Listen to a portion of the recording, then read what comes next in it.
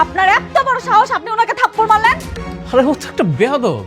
যখন পুরা ইনভেস্টটা হয়ে যাইব তখনই খেলা শুরু। মেঘলা আর আমার বিয়েটা এখন আর কেউ ঠেকাতে পারবে না। প্রিয় বৃষ্টি, জানি না কিভাবে আমি আমার ভালোবাসার কথা তোমাকে জানাবো। সারা রাত বাইরে থেকে আসলেই তো পারতে। আর তুমি না অকারণে আমাদেরকে ভুল বুঝছো। তোমাকে কি বন্ধু বানিয়ে আমি ভুল করেছি? আমার এই নিঃস্বার্থ ভালোবাসা তোমার ভালো থাকায় কখনো বাধা হয়ে দাঁড়াবে না। আপনার পূর্বে যে অপারেশনটি হয়েছিল, আপনার সেই অপারেশন হওয়ার সাথে সাথে আপনি সন্তান জন্ম দেওয়ার ক্ষমতা হারিয়েছেন।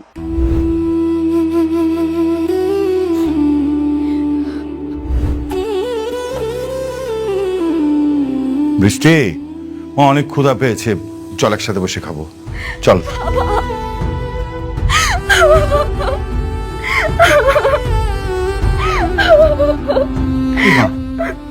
মারে, তুই কান্না করছিস কেন?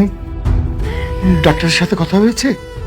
হ্যাঁ বাবা, কিন্তু ডাক্তার বলেছে আমি আর সত্যি কোনোদিন মা হতে পারবো না। আরে কি বলছিস?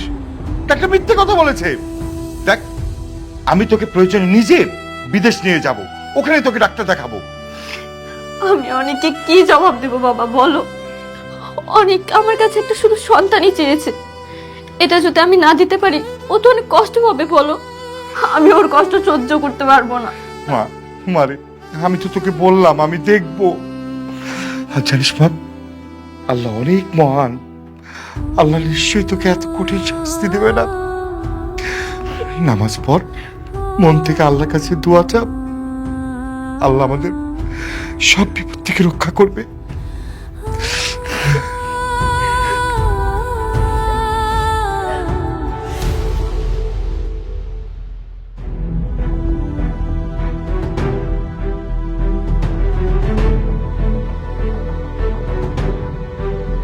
ফকিন্নির বাচ্চা, এই এত বড় একটা কোম্পানির মালিক হয়ে গেল। কি দরকার ছিল এত দাম দেওয়ার লেগে সোনার নেকলেস কিনা? 10 লাখ টাকা দিয়া নেকলেস কেনার কোনো দরকার ছিল? আমি এত দাম দিয়ে কেন কিনেছি এটা আপনি বুঝুন। আরে ওই বস্তির ফকিন্নির লেগা একটা কম দামি জিনিস কিনা দিলে হইতো। খামাখা তুমি এতগুলো টাকা নষ্ট করলা বাবা। বাবা, চাষি কিন্তু খারাপ বলেন, ওরে একটা নকল কখনো দিয়ে দাও। আর এইটা আমার মেয়ের জন্য রেখে দাও, ও কিন্তু নকল কখনো বুঝবে না। আপনারা সামান্য এই 10 লাখ টাকা তো ভাবতেছে ওই রকম শত শত নেকলেস কিনতে পারে। ওই ফকিন্নির লেগে তুমি 10 লাখ টাকা দিয়া সোনার নেকলেস কিনছো। কই আমার মায়ের লেগে তো তুমি 10,000 টাকা দিয়ে একটা কিছু কিনে দাও নি বাবা। আপনাদের মেয়ের কথা বাদ দেন তো, শুনেন এখন শুধুমাত্র মেঘলার কথা ভাব, যে কোনো ভাবে হোক ওকে রাজি করাতে হবে। দরকার হলে ওর পায়ে ধরবেন। হ্যাঁ, আমি ও রাজি না হলে? রাজি না হলে এই বাড়ির থেকে আপনাদেরকে বের করে দেবেন, তখন গিয়ে রাস্তায় থাকবেন।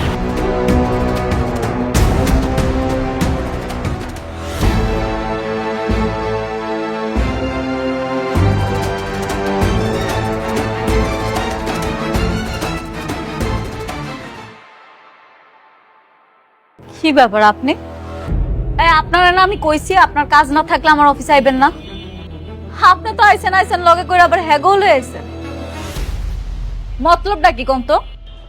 আপনার জন্য একটা গিফট নিয়ে এসেছি, আর এটা দেওয়ার জন্য আমরা আসছি।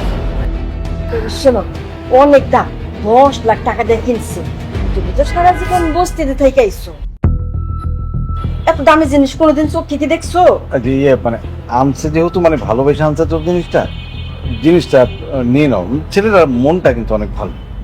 আর এটা তোমাকে অনেক মানাবে, আমি অনেকগুলো দোকানে দেখে এটা দিয়ে এসেছি। সত্যি? ও আল্লাহ, এত দামি নেকলেস! আমি তো খুব খুশি হয়েছি। আমার অনেক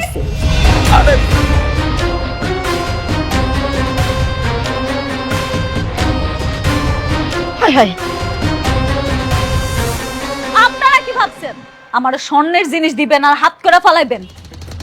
আপনি আমার স্বর্ণের জিনিস কিনা দিলে আমি আপনার বিয়া করতে রাজি হইতাম? এত সহজ? বৌমা, এত দামি জিনিস আর তুমি এমনি ফেলাই দিলা? তুমি কেমন দামি জিনিস কোনোদিন চোখে দেখছো? আর তাছাড়া তোমার এত অহংকার।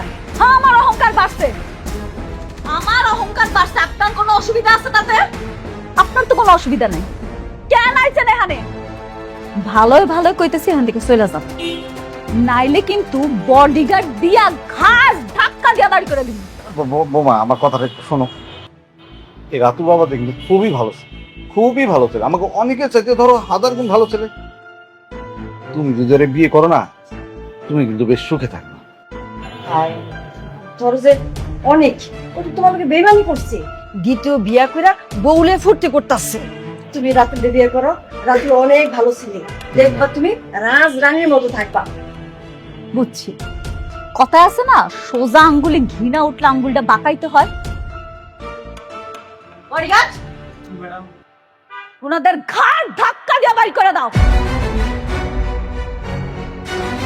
না না না না বোমা বোমা তা করো না, শোনো না মা, রাতুল অনেক ভালো ছেলে, তুমি ওর বিয়ে করো, কিন্তু তুমি খুব ভালো থাকবা। বলতেছি রাতুল সাহেব, এসব কি সার্কাস শুরু করলেন? হ্যাঁ, আপনি কি ভুলে গেছেন যে আপনার সাথে আমাদের কোম্পানি একটা বিজনেস চলছে? এই আঙ্কেল আন্টি সিকিউরিটি, ওদেরকে খাট ধাক্কা দেবে একটু দেখেন দিকে। যাইছি যাইছি।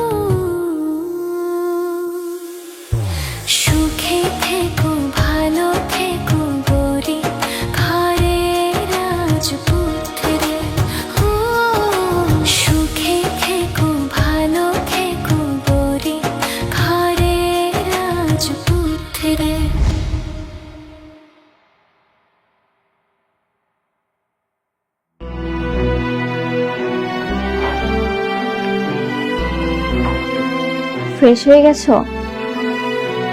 কি খাবে তুমি? নুডলস বানিয়ে এনে দিই? বৃষ্টি, বসো এখানে। আচ্ছা, একটা কথা বলো তো, তুমি আমাকে না বলে কেন ডাক্তারের কাছে গেছো? আমাকে বললেই তো আমি তোমাকে নিয়ে যেতাম। ভেবেছিলাম তুমি ব্যস্ত, এজন্য বলিনি। বৃষ্টি, এমন চিন্তা আপনার কখনোই করবে না। আমার আবার কিসের ব্যস্ততা? আমার যত ব্যস্ততা আছে সবকিছু তোমাকে নিয়ে। ঠিক আছে, আর কোথাও তোমাকে না বলে যাব না। চলো না, ডাক্তার তো নিশ্চয়ই বলেছে তুমি এখন মা হতে পারবে। যদি আমাদের সন্তান হয়, তখন সন্তানের নামটা তোমার নামের সাথে মিলিয়ে রাখবো। কেমন হবে বৃষ্টি? তুমি খুশি তো? হ্যাঁ, খুশি।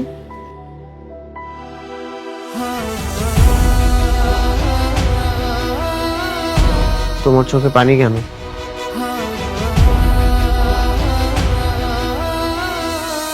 কই, এটা তো খুশির পানি। বৃষ্টি, হ্যাঁ বাবা। আসবো? হ্যাঁ, আসো। বৃষ্টি, ও তুমি, হ্যাঁ তুমি অফিস থেকে কখন আসলে? এই তো কিছুক্ষণ হবে। আচ্ছা শুনো, আজকে রাতে আমার একটা প্রোগ্রাম আছে। কিসের প্রোগ্রাম বাবা? ওই যে আমাদের সবচেয়ে বড় প্রজেক্টটা আছে না, তার মালিক আনিসুর চৌধুরী, তার মেয়ের এঙ্গেজমেন্ট, আমাদের সবাইকে দাওয়াত দিয়েছে। বৃষ্টি, তুইও রেডি থাকিস, আমরা সবাই মিলে প্রোগ্রামে যাব। ওকে? ঠিক আছে বাবা। কথা বল তোরা, আমি যাই। বিয়ের পর তো আমাদের একসাথে কোনো প্রোগ্রামে যাওয়া হয়নি, ভালোই হবে এই প্রথম আমরা কোনো প্রোগ্রামে যাব একসাথে।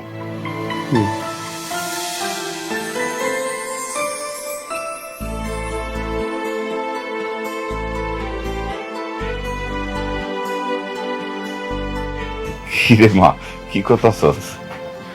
কিছু না আব্বা, কয়টা ছবি দেখতেছিলাম। ও ভালো। মারে, এই তোর একটা কথা কইতে চাইছিলাম, কমু? হ আব্বা, কও কি কথা? না হয়েছে কি, ওই অনেকেই তো মনে কর 2 বিয়া কইরা সংসার করতেছে, 2 বউর সাথে মিলমিশও আছে। তো কইছিলাম যে তুই যদি ক্ষমা কইরা দে একসাথে। আব্বা আমি পারবো না। আমি আমার স্বামীর ভাগ অন্য কাউরে দিতে পারতাম না। তুই মাইনা না নিলে কি হইব? সে তো ঠিকই আর একটা বউ নিয়ে দিব্যি সংসার করতেছে। করতেছে, আমার পিঠ পিছে করতেছে, আমার সামনে তো আর করতেছে না। আমরা 203 মিলে এক লগে সংসার করুম জীবনে। তাহলে তুই কি করবি? তোর জীবনটা কি এমনি যাইব নাকি? আর কয়দিন পরে তোর সন্তান জন্ম নিব, তার পরিচয় কি করবি তুই? একটা না একটা উপায় ঠিকই হবে আম্মা। আর তো কিছুদিন, আমার এই সন্তানটা জন্মের পর আমি ওর ডিভোর্স দিয়ে দিব। মারে, তুই আমাকে ভুল বুঝিস না, আমরা তোর একটু সুখী দেখতে চাই।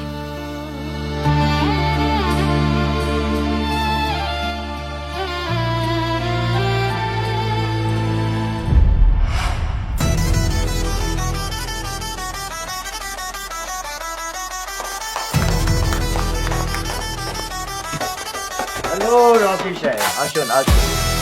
আসসালামু আলাইকুম। ওয়ালাইকুম। কেমন আছেন আপনি? ভালো, আপনার আসাতে আরো অনেক খুশি হলাম।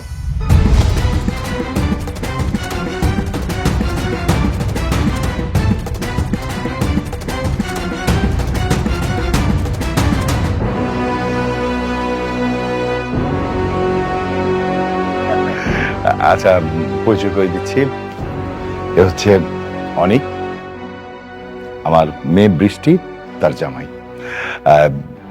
আমার সমস্ত ব্যবসা বাণিজ্য আমার অনেকই দেখে। হ্যালো ইয়ং ম্যান, অল্প বয়সে অনেক বড় দায়িত্ব নিয়েছো, একদিন অনেক বড় হবে। দোয়া করবেন একদম। হ্যাঁ, দোয়া তো অবশ্যই করবো। হ্যাঁ রকি সাহেব, আমার মেয়ের সাথে আপনাকে পরিচয় করে দিচ্ছি। শিওর। নীলা, এদিকে আয় তো মা।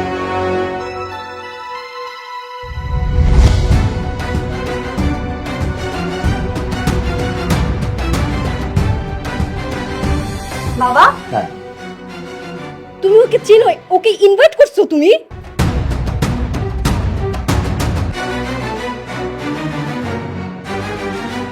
তুই কি ওকে চিনতি? হ্যাঁ, খুব ভালো করে চিনি। তোমাকে বলেছিলাম না, আমার জন্মদিনের সময় একটা ছেলে আমাকে থাপ্পড় মেরেছিল, এটাই সেই ছেলে। ওয়াইসি, এই সেই ছেলে? হ্যাঁ বাবা, একটা বস্তির মেয়ের জন্য আমার গায়ে থাপ্পড় মারে আর সেই দিনের জন্মদিনটা মাটি করে দেয়। আমি কত রাত সেই অপমানের কারণে ঘুমাতে পারিনি। রকি সাহেব, আমার মেয়ে আপনার মেয়ের জামাই সম্বন্ধে এসব কি বলছে? অনেক, উনি যা বলছেন তা কি সত্য? হ্যাঁ বাবা, যা বলছে সবই সত্য। এটা একটা মিসআন্ডারস্ট্যান্ডিং ছিল, তবে মিস্টেকটা মিস নীলারই ছিল। চুপ করো বেয়াদব! একটা ফকিন্নি বস্তির মেয়ের জন্য তুমি আমার গায়ে হাত তুলছো, আমাকে অপমান করছো। কিন্তু নীলা রকি সাহেবের মেয়ে। না বাবা, ওই মেয়ে বস্তিতে থাকে, ফকিন্নি। রকি সাহেব, আপনার মেয়েকে এমন একটা ছেলের সাথে বিয়ে দিয়েছেন যে কিনা বস্তিতে আরেকটা বউ নিয়ে থাকে। আঙ্কেল, ওটা আমার অতীত ছিল। আর তাছাড়া আপনার মেয়ে ওকে অপমান করেছিল, এই জন্য আমি সেটা করেছি। বাবা, আমি এই অপমানে বদলা নিতে চাই। আমি সেই দিনের থাপ্পড়টা আজকে জবাব দিতে চাই। ঠিক আছে, তোকে যেমন থাপ্পড় মেরেছে তুইও পাল্টা থাপ্পড় দিয়ে দে, ব্যাস। ওয়েট ওয়েট,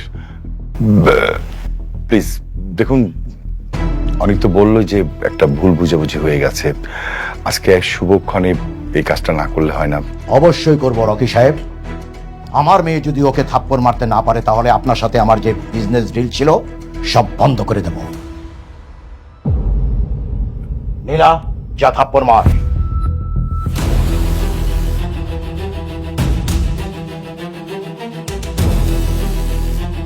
হাত ছাড়ো আমার। আমি বেঁচে থাকতে আমার স্বামীকে কেউ এক বিন্দু পরিমাণ অসম্মান করতে পারবে না, অন্তত এটা আমি সহ্য করব না। বাবা! রকি সাহেব, আমি আবার বলছি, আমার মেয়ে যদি ওকে থাপ্পড় মারতে না পারে তাহলে কিন্তু আপনার সাথে আমার সব কাজ কর্ম আমি সব বন্ধ করে দেব, কথাটা মনে রাখবেন। আপনি যা ইচ্ছা আপনি তাই করতে পারেন, রাস্তার ফকির হয়ে গেলেও আমি আমার স্বামীর সম্মান নষ্ট হতে দেব না। স্বামী তাই না? আমি তোকে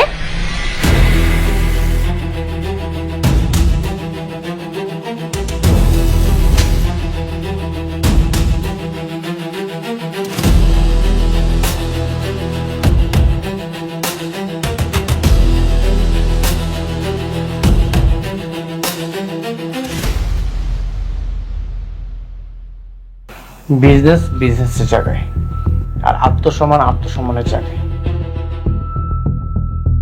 আপনারা আমাদেরকে এখানে ইনভাইট করেছেন, আর ইনভাইট করে এনে আমাদেরকে অপমান না করলেও পারতেন।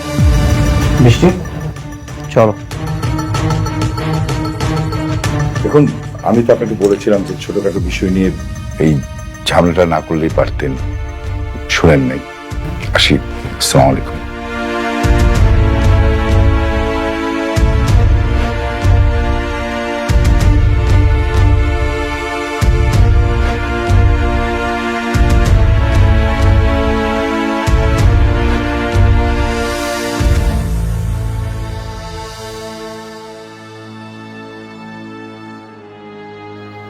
এত বড় একটা প্রোগ্রাম, আপনার আত্মীয় স্বজন, ইনভাইটেড গেস্ট, সবার সামনে আপনার মেয়েকে থাপ্পড় মেরে চলে গেল। ও শুধু আপনার মেয়েকে থাপ্পড় মারেনি, আপনাকে চরমভাবে অপমান করেছে। ও ভাই দেবে, আমি রাতুল রাজ। রাতুল, আমি তোমার সম্বন্ধে সব খোঁজ খবর নিয়েছি। তুমি শালিমা গ্রুপ ইন্ডাস্ট্রি যে ভালোই কাজ করছো। আচ্ছা রাতুল, আমি যদি তোমাকে কাজ দিই তুমি কি কাজ করবে? কোর্স অবশ্যই করব। তাহলে ওই ছোট লোকের বাচ্চাকে যেই কাজটা দিয়েছিলাম সেই কাজটা আমি তোমাকে দিতে চাই। কিন্তু ওরা তো এমনিতেই শালিমা গ্রুপের কাজ না পেয়ে অনেক চাপে আছে, এখন তো ওদের অনেক সমস্যা হবে। আমি চাই ওরা পথের ফকির হয়ে যাক।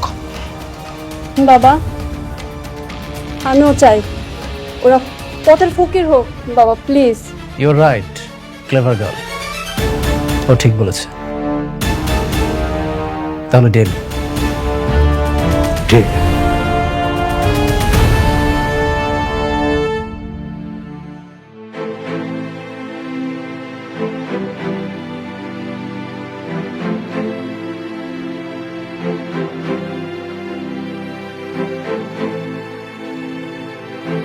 সরি বাবা, আমি সেখানে নিজেকে সামলাতে পারিনি। কেন সরি বলছিস?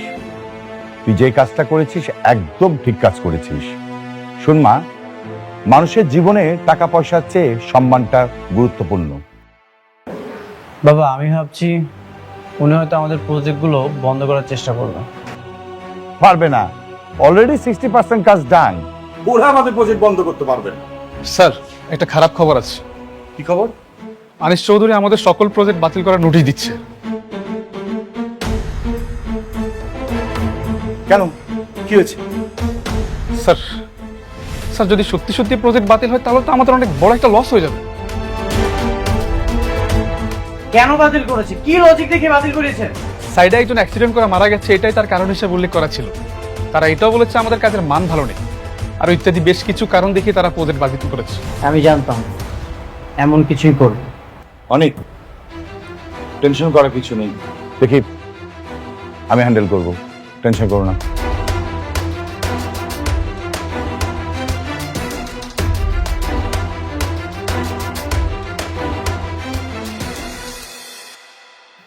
না, আমাদের ফকির হলে চলবে না, যেভাবে হোক আমাদের একটা উপায় খুঁজে বের করতে হবে।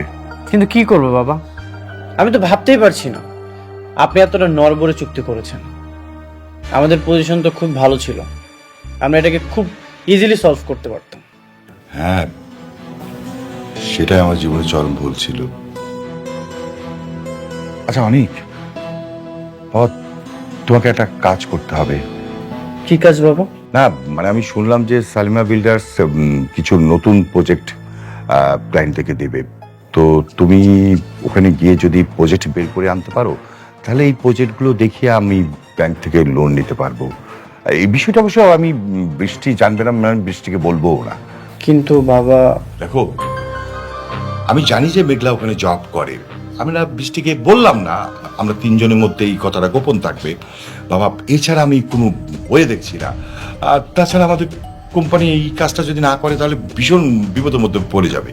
শালিমা বিল্ডার্স থেকে কি আমাদেরকে প্রজেক্ট দিবে? আর ওখানে তো মেঘলা আছে, ও নিশ্চয়ই কোনো না কোনো ঝামেলা করবে। বাবা আমার বিশ্বাস যে মেঘলা তোমাকে দেখলে অন্তত কোনো ঝামেলাই করবে না। তুমি যদি মেঘলাকে বুঝিয়ে বলতে পারো, আই হোপ যে ও রাজি হবে। কিন্তু বাবা খবরদার গরম মাথায় বলা যাবে না, খুব ঠান্ডা ভাবে বলতে হবে। স্যার উনি তো তার সন্তানকে অস্বীকার করেছে, এটা নিয়ে তাদের মধ্যে অনেকবার ঝামেলাও হয়েছে। এই মুহূর্তে এরকম একটা প্রস্তাব নিয়ে যাওয়া কি ঠিক হবে? দেখো সাবির, এছাড়া তো ওয়ে নাই। আমরা যদি কাজ না পাই তাহলে আমাদের কোম্পানি তো পথে বসে যাবে। বাবা আমার মনে হয় তোমার যাওয়া উচিত।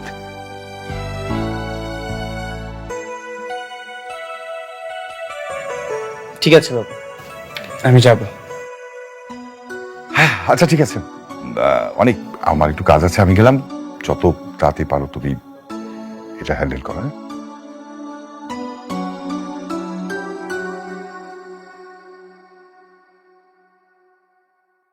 সাব্বির, চলো তাহলে আমরা যাই। Okay sir.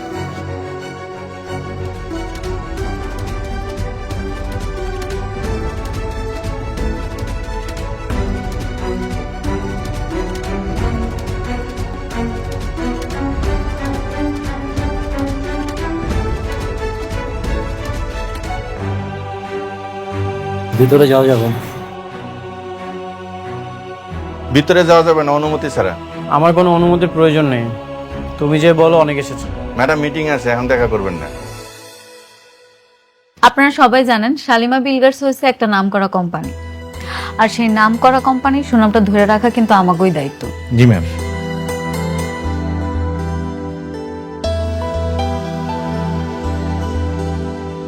তুমি যে বলো অনেক এসেছে তাহলেই হবে। আচ্ছা দেখতেছি।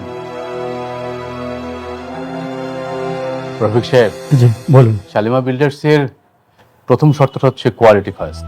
অবশ্যই। আপনাকে অবশ্যই, শুধু আপনাকে না সবাইকে বলছি যে অবশ্যই আপনাকে ইট এবং সিমেন্ট বালুটা ভালো দিতে ম্যাডাম হবে। একজন লোক আসছে আপনার সাথে দেখা করতে। কি ব্যাপার, আপনি মিটিং মধ্যে চলে আসলেন? আপনি দেখতেছেন এখানে একটা মিটিং চলতেছে। স্যার ওনাকে বলছি, ওনার শুনতেছেন, ওনার নাসর বান্দা। যান ওনাকে ঘাট ধাক্কা দিয়ে বের করে দিন।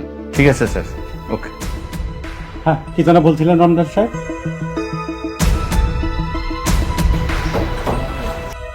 স্যার আপনার কথা বলছি, ম্যাডাম বলছে আপনাকে বের করে দিতে। তুমি আমার নাম বলেছো? জি। আমাকে বের করে দিতে বলেছে? ঠিক আছে, আমি কল দিচ্ছি। আচ্ছা কল দিয়ে দেখ।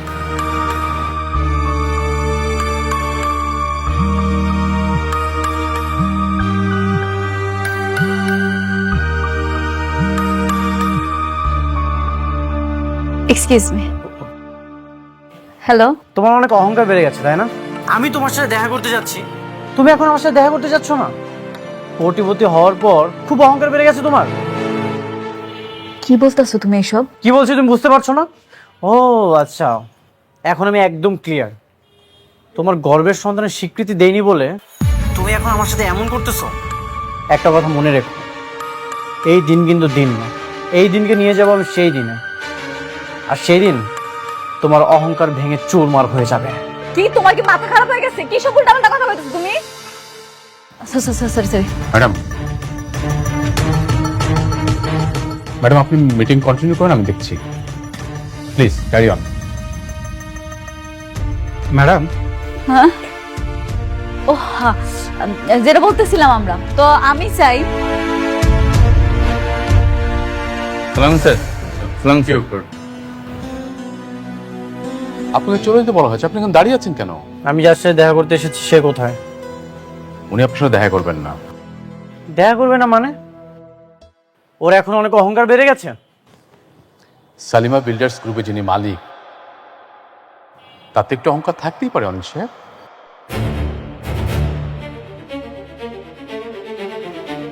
মালিক? মেঘলা শালিমা বিল্ডার্সের মালিক? কিন্তু মেঘলা তো গরিব, বস্তিতে। ওনারা হচ্ছেন ম্যাডামের পালিত বাবা মা। ম্যাডামের আসল পরিচয় হচ্ছে তিনি এই বিশাল কোম্পানির মালিক।